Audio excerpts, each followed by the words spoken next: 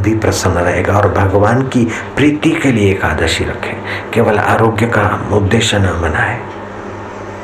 एकादशी की महिमा बड़ी भारी है।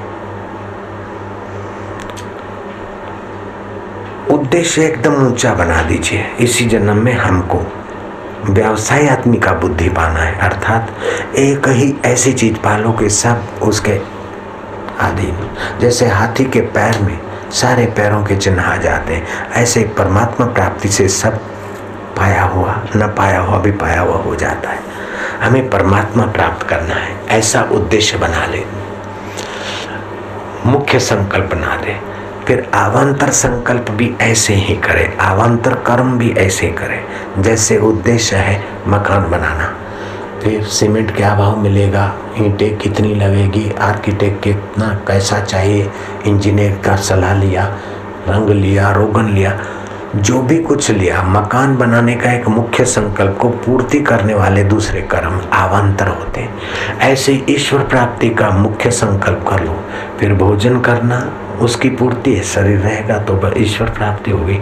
मजा लेने के लिए भोजन नहीं कर रहे, ईश्वर प्राप्ति के लिए काम आए शरीर, इसलिए भोजन तो मिलेगा ही, लेकिन आपको ये भोजन करना भी, खाऊं पीऊं सो करूं पूजा, हरू फिरूं सो करूं परिक्रमा, भाव न राखूं दूजा साधो भाई, सहज समाधि भली, गुरु कृपा भई जा दिन से दिन दिन अधिक चली। घर में भोजन बनाओ, पति के लिए पत्नी के लिए कमाता हूँ, पति के लिए बनाती हूँ, बेटों के लिए बदल दो इरादा। बेटों में, पति में, कुटुंबियों में जो मेरा परमात्मा है वही तो भुक्तारम यज्ञ तपसा है। ठाकुर जी की सेवा समझकर भोजन बनाओ तो आपका भोजन बनाना भी पूजा में गिना जाएगा। अगर पुजारी बनकर बैठे हो और कितना पैसा डालता है, मुल्ला बनकर बैठे हो, नमाज पढ़वाते हो, ये आसामी है और कितना देता है, तो आप संसार में ही हो, मंदिर में पूजा में नहीं हो। आपका उद्देश्य ईश्वर हो जाए, फिर धन्ना जाट और तुलाधार व्यापारी की नहीं, आप कर्म करते हुए भी भगवान की भक्ति का पुण्य लाभ कर सकते हो।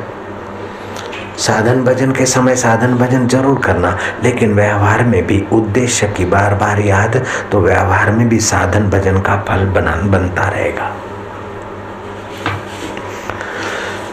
ईश्वर प्राप्ति कठिन नहीं है, असंभव नहीं है, कठिन नहीं है, भविष्य में होगी ऐसी बात नहीं है, लेकिन ईश्वर प्राप्त महापुरुषों का मिलना कठिन है और अपना ये इरादा बनना पाप के कारण कठिन लगता है। इसलिए पुण्य कर्म करते करते ये ऊंचे इरादे बन जाएंगे। आपकी नाभि से कंधे तक 72,664 नाड़ियां हैं। ऐसा नहीं लिखा 72,600 और कुछ नाड़ियां, 72,664 नाड़ियां हैं। और ऐसे ही सारे शरीर की नाड़ियां, इतने लाख, इतने हजार, इतना, वो नाभि पर ध्यान करने से सारे नाड़ी तंत्र का दर्शन होता है।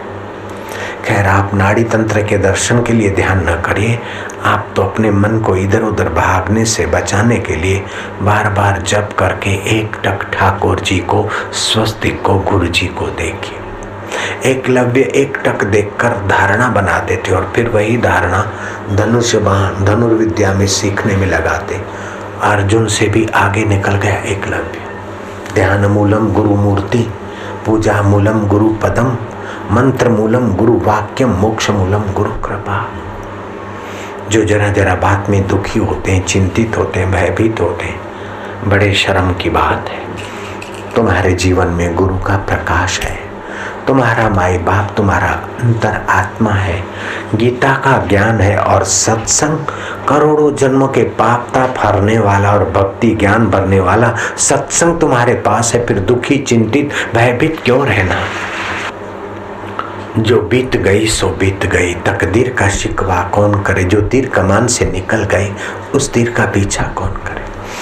जिन बातों को याद करने से तुम्हें चिंता होती है, दुख होता है या किसी के दोष दिखते हैं, उन बातों को विष की नाई त्याग दो। जिन बातों से तुम्हारा उत्साह बढ़ता है, प्रसन्नता बढ़ती है,